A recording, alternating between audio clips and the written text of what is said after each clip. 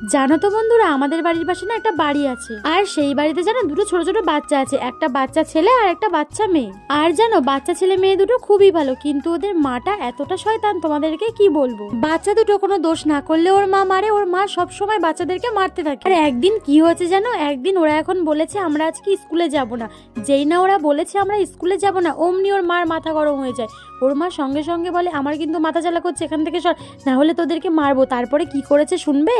এটা শোনার আগে তোমরা একটা লাইক করে আর সাবস্ক্রাইব করে নাও। এবার শোনো তাহলে কি করেছে। পাশে ছিল কুলের কাঁটা, আর সেই কুলের কাঁটার বাড়ি ওদেরকে এমন মারা মেরেছে, ওদের তো হাত পা ছলেই গেছে। আর হ্যাঁ, তোমাদের বাড়ির পাশে যদি এরকম কোনো মা থেকে থাকে তাহলে তোমরা কমেন্টে কান্নার ইমোজি দিয়ে যাও। এখন তোমরা আগের ভিডিওতে যারা কমেন্ট করেছিলে তোমাদের নামগুলো নেব। ঈশান, নীলাক্ষী, সায়নী, সৃজা, বৈশাখী, তামান্না, রুবি, প্রীতম, তহিদুর, সালাউদ্দিন, সাকিরা, আমিনুর, পূর্ণিমা, রত্না আর সাহেলি। তোমরা সবাই ভালো থেকো, বাই।